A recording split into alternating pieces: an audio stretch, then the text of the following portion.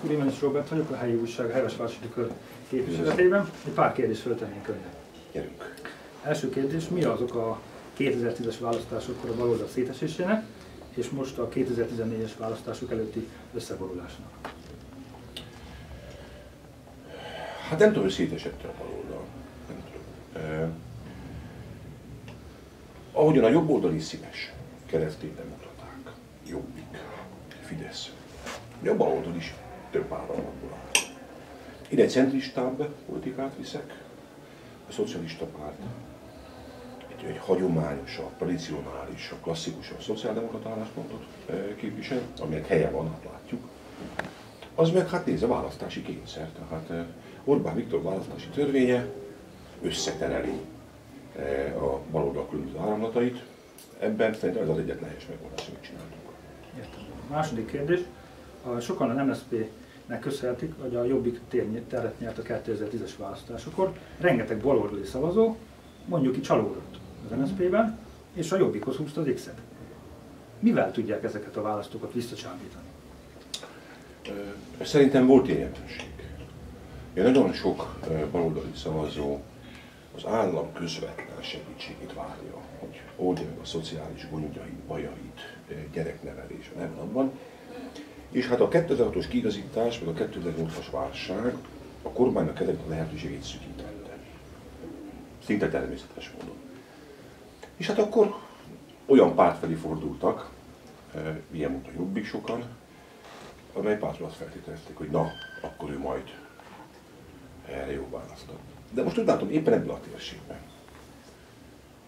különböző mérések alapján is, hogy Jobbik ezt a pozícióját, mintha nem tudta volna megőrizni.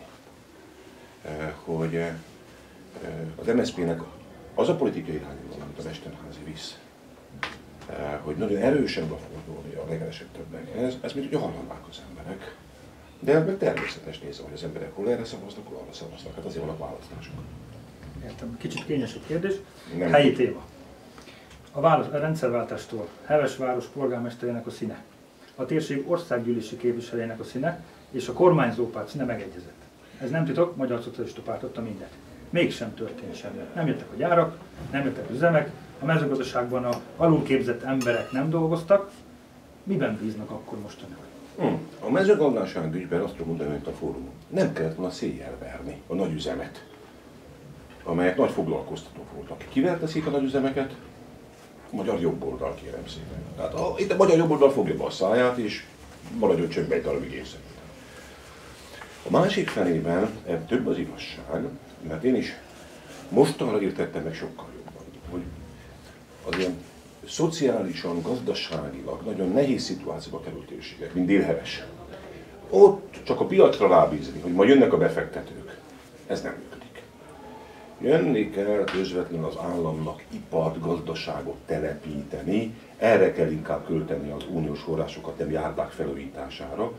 Ebben én szerintem a baloldalnak is sokat változott a politikája, de hozzátettünk még valamit. Az elmúlt 4 évben, mert most jobbikos polgármester van, nem? Itt a városban? Igen. Független.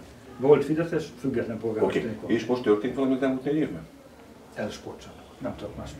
Tehát az emberek jobban élnek, van munkahely, mert erre kérdezett rá. Szóval mindig sokkal bonyolultabb. Érdemes normálisan beszélni egymással, hogy mi a valóságos megoldás. Szerintem a valóságos megoldás, hogy lehessenek újra nagy mezőgazdasági üzemek.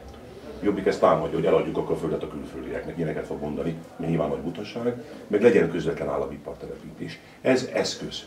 Az, hogy itt imádkozunk, meg bántjuk egymásra, ez nem is. A térségből nem került ki olyan vezető szocialista vagy baloldali politikus, akit most országgyűlési képviselőnek tudnának indítani. Egy olyan nagy nevet kellett idehozni, hogy Korós Lajos. Nincs a térségben éppképzláb baloldali politikusok? Nem kell szerintem ilyen bántójelzőket használni, tényleg. Most mi ok van erre? Nyilván 1000 dolgot megfontolt a szocialista párt, én nem vagyok annak a pártnak is vezető. Hogy miért Korós Lajost ajánlja, hát nyilván nem tudom önnek megmondani, de a Korós egy kitűnő politikus. Hát látták a fórumát, amit az ember tud politikáról, amilyen tisztességgel csinálja, hát nagyon remélem, hogy jobb képviselő lesz, mint a korábbiak. Nem újdonság ez, hát nézze végig Jobbiknak, Fidesznek a listáját. hány olyan ember van, egyéni jelöltjeik, akik nem is pont ott laknak, messzebbről jönnek, miközben egyetértek azzal, hogy persze, mindenképpen fontos az, hogy ismeri a térség problémáit. Miniszterelnök úr, utolsó kérdés. Lesz harmadik Gyurcsány kormány? Ezt magán nem tudom megmondani. Ma nincs ilyen ambíciónk, de tegyük hozzá, ma nincs is ilyen lehetőségem. Pedig ha így van, akkor az ember nagyon nyugodtan él el magában. Politikus maradtam, parlamenti párt leszünk, ez egy nagy siker. Sokszor elmondtam, a kormányon leszünk, amit remélek, akkor én nem megyek be a kormányba. Parlamenti képviselő maradok, ha ellenzékben maradok, ne adjon Isten, akkor meg frakcióvezető leszek, meg fogom mutatni, hogy hogyan kell Orbánnal szemben kemény ellenzéki politikát csinálni. Köszönöm szépen az Köszönöm. Viszontlátásra.